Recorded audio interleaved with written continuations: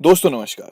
Educated Himalaya के एक और वीडियो में आपका स्वागत है। जैसा कि आप डिस्क्रिप्शन में ऑलरेडी पढ़ चुके हैं कि ये वीडियो आर्ट्स टेट यानी कि टीचर एलिजिबिलिटी टेस्ट 2020 की आंसर की पर आधारित है।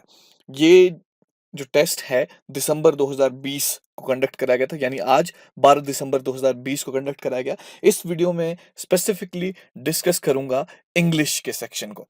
इसके बाद हम सारे के सारे सेक्शन जनरल नॉलेज, साइकोलॉजी ये सब अपलोड करने वाले हैं। आप हमें ज़रूर बताइएगा कि आपके इसमें कितने नंबर आए और साथ ही हमें ये भी बताइए कि आप कितना एक्सपेक्ट करते हैं कि कट ऑफ क्या रहेगा। साथ ही इसके साथ एक बहुत इंपॉर्टेंट जो बात है वो है कि मैं आपके लिए एक बहुत ही इंपॉर्टेंट और ज़बरदस्त ऑफर भी लाया हूँ। दोस्तों अगर आप जेओए, टीजीटी, अलाइड या हिमाचल प्रदेश के किसी भी एग्जाम की तैयारी कर रहे हैं तो आप परीक्षा ऐप की टेस्ट सीरीज को ज्वाइन कर सकते हैं। परीक्षा ऐप की जो टेस्ट सीरीज है बहुत ही प्रोफेशनली डिजाइन की गई है और डेडिकेटेड टीचर्स हैं, उन्होंने अलग अलग सब्जेक्ट को डिजाइन करा है। जैसे आजकल जो है वो जेओए आईटी के बहुत इंपॉर्टेंट जो एग्जाम है वो आने वाला है। इसके 20 टेस्ट आपको सिर्फ 300 रुपये में अवेलेबल है और जो टेस्ट की क्वालिटी है वो बहुत ही बढ़िया है। आप इसको चेक कर सकते हैं। इसका जो लिंक है परीक्षा ऐप को डाउनलोड करने का मैं डिस्क्रिप्शन में डाल दूंगा। अगर आप मेरा कूपन कोड इस्तेमाल करते हैं तो उसमें आपको 50% का डिस्काउंट मिलेगा, यानी कि सिर्फ 150 रुपये में आपको टेस्ट सीरीज मिल जाएगी। तो मुझे कमेंट करके जरूर बताइए और इस ऐप को जरूर डाउनलोड कर लीजिए। तो चलिए शुरू करते हैं इंग्लिश सेक्शन को।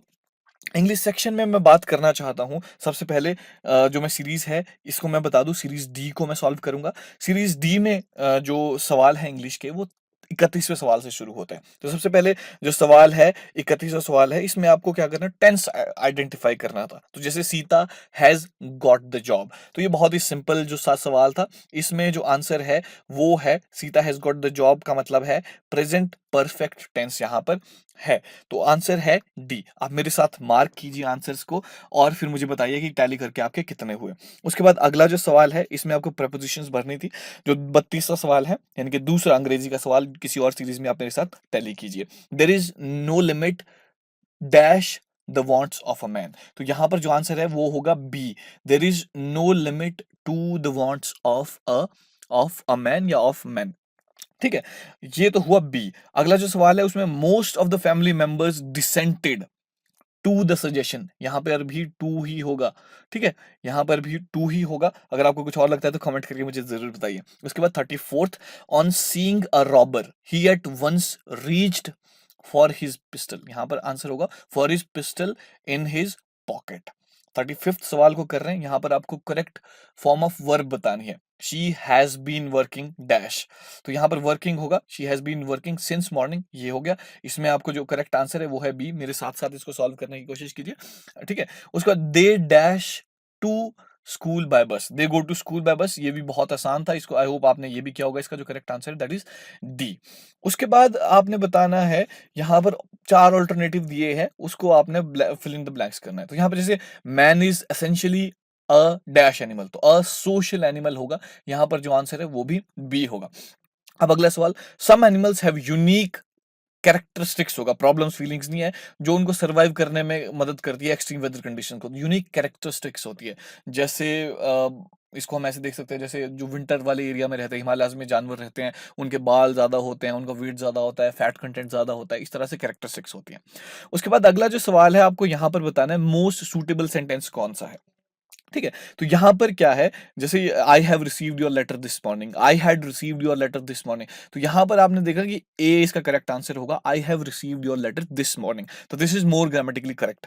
अगला जो सवाल है, why are you cooking food today, इसका भी ए ही आंसर है, अगले आपने देखने ही नहीं है। Why do you cook today, why have you been cooking from today, तो ये जो है इसका ए आंसर होगा, ये भी आप नोट कर लीजिए। उसके बाद अगला जो सवाल है, इसमें क्या था, चार अल्टरनेटिव्स दिए गए हैं, आपने बताना था कि सब्स्टिट्यूट क्या कर सकते हैं, मतलब कि बहुत नियरेस्ट क्या हो सकते हैं इसका। तो यहां पर आप देखेंगे soldiers who fight on horse back पर जो सोल्जर लड़ाई लड़ते हैं उनको कैवलरी कहते हैं, वो है सी इसका आंसर। उसके बाद 42, the practice of having many wifes, तो गैमी होती है यहाँ पर बाईगैमी, कैलीग्राफी, पॉलीआंड्री, तो यहाँ पर जो है इट इज कॉल्ड पॉलीगैमी, सी इसका करेक्ट आंसर है। और एक यहाँ पर देखिए, ऐसा कोई इंसान जो कंप्लीटली दूर रहता है अल्कोहल से, कंप्लीटली फ्रॉम अल्कोहलिक ड्रिंक्स, इसको बोलता है टीटोटैलर। ठीक है, इसका जो आंसर है दैट इज ए। 44th में कर रहा हूँ, जो प्रॉपर्टी आप इनहेरिट करते हैं फ्रॉम वंस फादर और एंसेस्टर से, उसके लिए क्या शब्द है? तो उसको कहते हैं पैट्रिमनी। ठीक है, पैट्रिमनी। अगला जो सवाल है, इसमें आपको अल्टरनेटिव्स अगेन करने हैं। यहाँ पर क्या है, चार ऑप्शन दिए गए हैं, फिल इन द ब्लैंक्स करने हैं। She dash work hard, she must work hard if she wants to top the merit list. अगर वो मेरिट लिस्ट में टॉप करना चाहिए, शी मस्ट वर्क हार्ड। तो इसका जो करेक्ट आंसर है दैट इज ऑप्शन बी। उसके बाद 46th है, she told me that she dash go to Mumbai next month. तो ये बोला she told me that she would go to Mumbai next month. तो यहां पर सी है जिसका करेक्ट आंसर है। He he went there so that he dash money. तो यहां पर दो ऑप्शन हो सकते हैं, he went there so he borrow may borrow money. तो यहां पर मुझे लगता है मोर करेक्ट जो है that is C, he might borrow money यहां पर होगा। अगला जो सवाल है, इसमें आपको बताना है ऑपोजिट्स क्या है। जैसे स्पुरियस, स्पुरियस आपको पता होना चाहिए कि रियल, ऑथेंटिक, जेन्युइन, इसमें ऑपोजिट बताना है आपको। स्पुरियस होता है जो थोड़ा जेन्युइन नहीं होता, जो थोड़ा सा फेक होता है। तो इसमें क्या है, I think all of the above होना चाहिए, क्योंकि ये जेन्युइन, ऑथेंटिक, रियल इसके सारे ही ऑपोजिट है। सिसेशन, ये बहुत इंपॉर्टेंट है जो हमें पता होना चाहिए। सिसेशन में चार ऑप्शन हमें दिए गए थे, वो थे एक कमेंसमेंट, एक रिन्यूअल, और एक हमें दिया गया है ऑनगोइंग और इंटरप्शन। तो सबसे पहले तो यहाँ पर हमें ये पता होना चाहिए सिसेशन का मतलब क्या है। ठीक है, उसके बाद ही हम कर सकते हैं इसको एक्सप्लेन। सिसेशन का मतलब होता है कि किसी चीज का एंड होना। ठीक है, एंड होने का मतलब हुआ, तो यहाँ पर एंड का उल्टा हुआ शुरुआत होना। तो यहाँ पर जो करेक्ट आंसर है दैट इज कमेंसमेंट। ठीक है, कमेंसमेंट होना है, कमेंस होता है किसी चीज को शुरू करना। ठीक है, कब होता है किसी चीज को बंद करना या रोकना, तो इसका जो ऑपोजिट होगा दैट इज यहाँ पर अलाउ होना चाहिए, क्योंकि आपने कर्ब किया किसी मूवमेंट को, आपने क्या किया, दूसरे इसमें पल में अलाउ कर दिया। उसके बाद आपको बताना है करेक्ट ऑप्शन, फिर से बताना है। यहाँ देखिए, we should not adopt dash means to achieve success, foul means. तो यहाँ पर आपने करेक्ट स्पेलिंग करनी थी, वो था FOUL। The option is B. The earth is not dash, it revolves. मतलब स्टेशनरी, आपको प्रॉपर स्पेलिंग जो पता होनी चाहिए दैट इज ए, स्टेशनरी नहीं है, it is not stationary, it revolves, ये घूमती रहती है। उसके बाद जो अगले सवाल है, यहाँ पर आपको कुछ बताना है। यहाँ पर कुछ इंपॉर्टेंट लाइंस दी गई है, आपने बताना है कि इसका क्या मतलब था नियरेस्ट में। तो यहां पर बोल रहा है कि he is so garrulous that all sober people avoid his company. तो यहां पर बोलते हैं कि ये टॉकेटिव है जी, ये बहुत ज्यादा बोलता है, इतना ज्यादा बोलता है कि जो इसके जो और लोग हैं वो अवॉइड करते हैं इसकी कंपनी को।